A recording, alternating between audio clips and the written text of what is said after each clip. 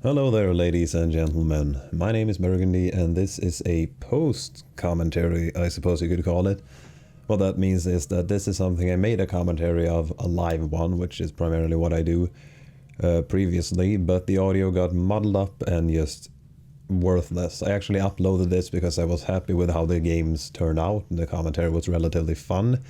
Well, fun by my standards, but yeah, it was just unwatchable. Just terrible, terrible. Because like every other word I said just got cut out of the mix.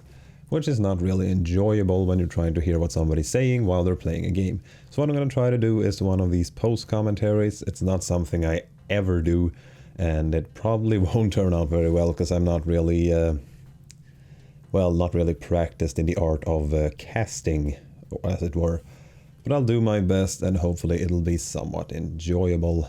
The character I'll be playing is Ruh Kaan. He was recently released in Battlerite on the Halloween patch, along with Hanzo. Well, his name is not Hanzo, but I really don't know what he's called.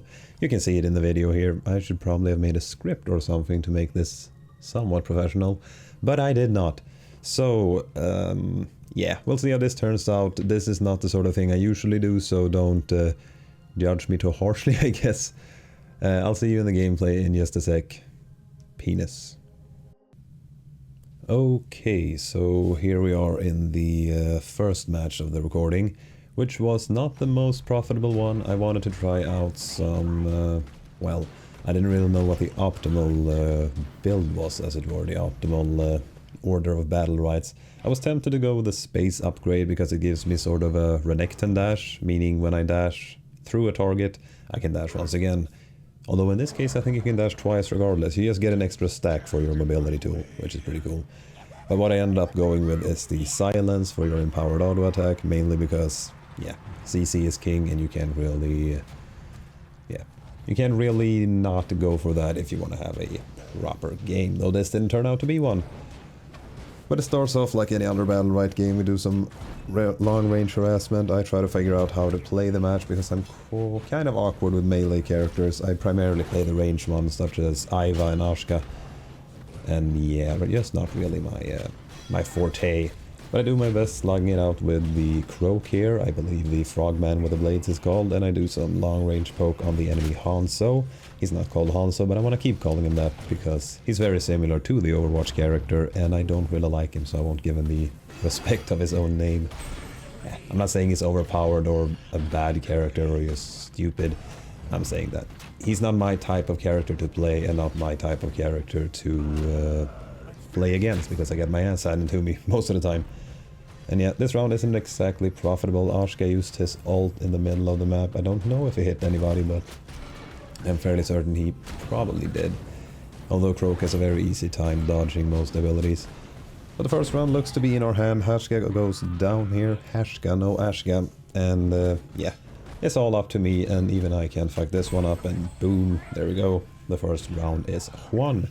And it was a fairly profitable one for us, I'd say. And that's pretty much all the profitableness this match is going to have. Popping into the second round here, I'm still not... The first round is not optimal in terms of Battlerite upgrades. I think I go the route on my grab here, which is optimal, I'd say. Meaning the enemy target is rooted for, I think, 1.3 seconds if I land my E on them, which is the Shadow Blitzcrank hook looking thing.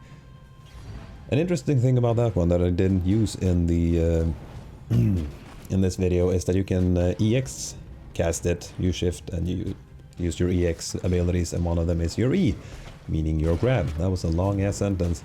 And it actually lets you pull your ally towards you, so you can save an ally from a sticky situation against their will, so there's some potential for trolling there, but the thing is, I don't really see any profit in trolling never really leads to any profit, but I mean, even if you are a avid troller, I don't think trolling in Battlerite would be that advantageous, because you're just messing up one other person and yourself, which is If you're in that kind of mood, maybe it is fun, I don't know.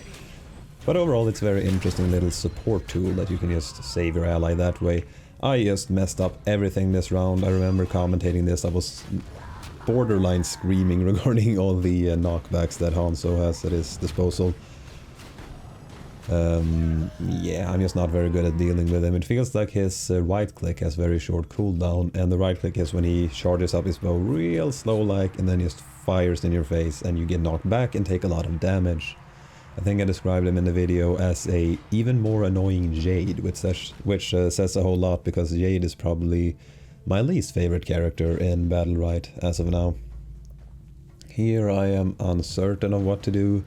I think the one to the left is the most optimal in this case, because me staying alive and being able to protect Ashka more or better would probably benefit us more than me just getting a cooldown reduction on my grab, because while it is a 3-second delay or decreasing cooldown when you land your hook, you actually have to land your hook, which I rarely do. I did there though, so I mean that's something. I got some value out of that upgrade. We'll land some long range poke here. I tried to keep the Croak at a distance, but then again, I didn't really go for a survival build, so me tanking damage is not really profitable for us.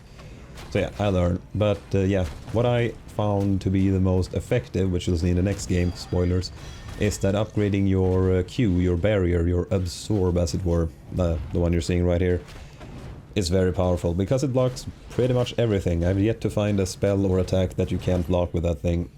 And what the upgrade does is that it lowers its initial cooldown, and then it lowers the cooldown by 1 second, I think, for every ability or spell that you block with it, which is just insane. Ashka goes down, and I know I'm pretty much screwed here, so yeah, I try to go for the center orb, I fuck that up, and yeah, pull them towards me and just get decimated. I don't know why I went for a right click there, that is just begging to be killed, but I didn't really have high hopes, as it were. So yeah, that is the third round, and spoilers, we won't be coming back from this one. I just do not know how to handle the matchup at all, and I'm just screwing up all over the place. Again, the left one would be optimal, especially in this match, maybe even more in this match than the next one. But I try to go for more damage, which, I see the appeal of my thought process there, but yeah, just not profitable. So you'll see how it plays out. Wow, I am really just not made for this sort of thing. I hope it's not too horrible for you, but yeah. I'm not feeling I'm very out of my comfort zone doing this sort of thing. Because when you're live commentating, you can just spout out whatever comes to your mind, and oh, I'm gonna use my E, I'm gonna use my Now it's just me and my brain that has to do all the work, and my brain is not the most capable one in the YouTube scene. We see Ashka popping some auto attacks, trying to get some early game harass in there. I'm trying to do the same thing to little avail. And yeah, nothing really. That was a huge whiff. Everyone's pretty much missing their harass. They're starting to land theirs. I grabbed the...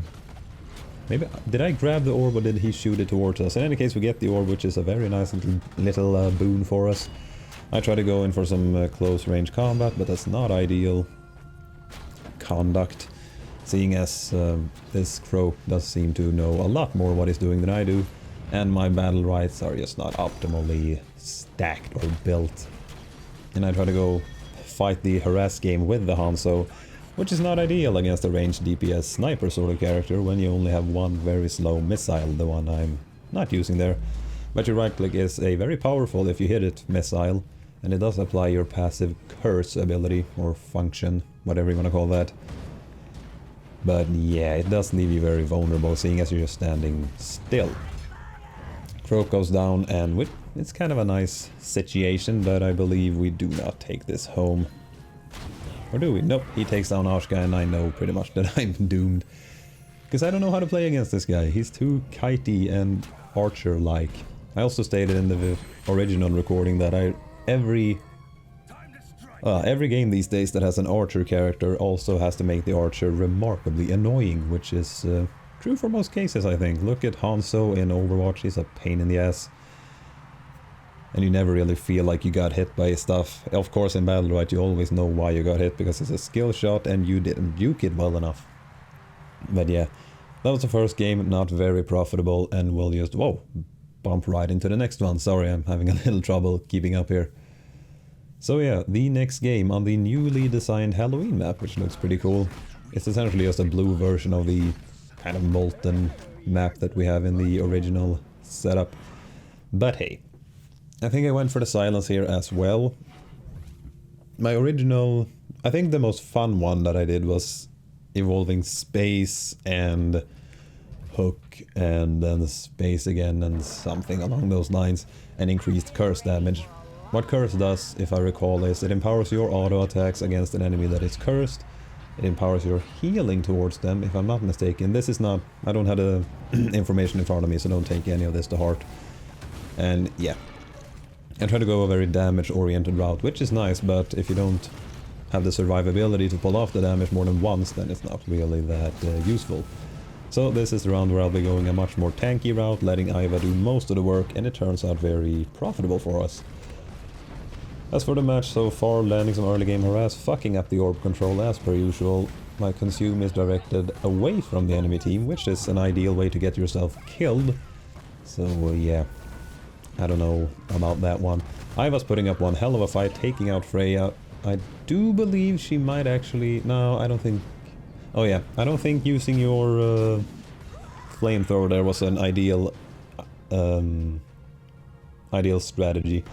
But I wouldn't do any better in this sort of situation. So yeah, first round goes to the enemy team, and yeah, what can I say? I played like an asshat, and Iva was left to deal with a Freya and an Ashka all alone, which is not that easy. And I go for the... I think I go for the survivability route. Do I? Yes. If I read that correctly, it gives you 8 more healing on your... whatchamacallit? Your your empowered auto attack. Every 8 seconds you have an empowered auto attack that heals you, and also with the first Battlerite silences the enemy for a short duration, 1.2 seconds perhaps, or 0.7, something like that. And then you also get healed while using that ability and when you're striking cursed targets, and when you hit someone with your empowered auto attack, they are automatically cursed. So yeah, you get lifesteal essentially, which is very powerful indeed if you don't want to die, which is a very handy strategy if you want to win this game, avoiding death at all costs. And there we go. Well, not at all costs. If you can kill them and have your teammate kill the other one, then yeah, that is a cost worth paying. Otherwise, no. Alrighty, Ashka going aggressive on me. I just try to group up with Iva, and since they're so split apart, I figured we could probably take out their Freya without too much problem, but I'm very low here. I land some long range poke, and I hope to do just my darndest to be somewhat useful.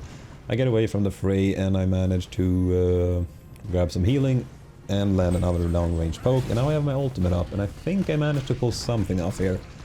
Oh yeah, Iva uses her tractor beam, pretty much holding them in place for my empowered super auto attacks that you get in the ultimate form of the character, which was very, very good. Oh yeah, this is fun. This is actually very clutch, if you will. She didn't have her escape up there, which is a shame, so she just tanked the entire ultimate. But look at this. Bullet time? Yes. And I was convinced that they would win this round, but there is in fact such a thing as a draw in this game. I had no idea. So yeah, that round goes to nobody. And I wonder if a draw happens, which is probably very unlikely, but if a draw happens 3 times in a row, what will the result be? Or like, if it goes across the cap of rounds that you can play, if it goes over 6 rounds, I think that's the max amount, should be, then what do? I guess you just keep playing and don't upgrade your get any more Battlerite upgrades. That seems like the logical one, but hey, you never know. Okay, getting into the 3rd round here it should be. Yes, it should. And, whoa. Starting off the match with some harass, missing mine, tanking theirs, just wonderful stuff. Both of us using our block abilities as soon as possible. I decide to go very aggressive on the Ashka here, mainly because there's no risk of Freya catching up to me and stopping me, and since I have so much survivability with my build, I feel confident in doing so. Go for some orb control here, and I actually managed to get it, even though I used my very slowly channeled missile ability for no reason whatsoever. Oh god, that's beautiful. Freya get, or what am I saying, Iva gets a very nice ultimate off on Ashka, and that pretty much secures the round for us. And I get a very confident hook there on Freya. So yeah, that's one in our pocket, and I did not get MVP of the round because, yeah, she pretty much just decimated Ashka by herself. I was there to pretty much give him a nudge towards the end of his health bar, but she did most of the work.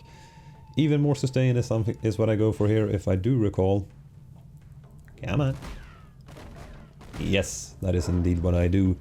And it turns out to be very profitable, because those little slight bits of harass you take from Ashka auto attacks, which is quite a substantial amount for a auto attack, but they become somewhat nullified by that borderline OP sustain. I have sustain even when I don't... I'm not sure how Ruh Kaan's sustain works now that I think about it, but I seem to have a lot of it. And with my upgrades I can have my block up very often, making me borderline unkillable every few seconds, meaning every attack they waste on me is something that they didn't throw on Iva, letting her do whatever the crap she wants. Missing a lot of hooks, missing my missiles, getting into very sticky situations, just the usual stuff. Using my block as often as I can. I don't know what happened to Ashka there. Did he get stunned perhaps? Yeah, that's a very real possibility. Both going heavy on Ashka, he dashed away, leaving Freya all alone to deal with us, which, while she does hit her ultimate, it's not enough to take me down. And I try to jump the wall to no avail. I manage to get past him and grab some healing, silence him up, get some healing of the auto attacks. And one successful missile on Ashka, better than nothing, but I was hoping to finish off the Freya there. Taking some big damage, grabbing some energy orbs, and that should be the end of Freya round about... there. Okay, and I get my ultimate and land a successful hook, and boom. Oh shit, no, that's Iva going down, and I remember panicking so hard here. Wonderful, I missed every hook, and then she walks in for auto range. Jesus Christ. That was nice. I don't know why there's a little graphical glitch every time I get into the victory screen. But I got MVP of the round, which feels very nice, because I had not been having a wonderful day of gaming when this was created or recorded, if you will. So that felt very nice indeed. I didn't see the last Battlerite I went for there, I suck. But, oh wait, it's my ultimate upgrade? Is that what I went for? Yes, it was, and I went for the one that gives me more movement speed while I use my ultimate. The other one is...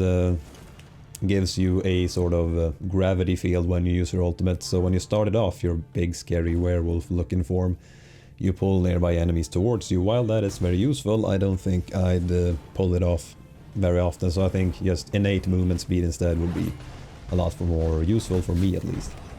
And I fuck up the orbit, so does Freya, and we manage to take it, and then I get in some close quarters with Ashka, manage to lock him into a corner, give him some slaps across the face.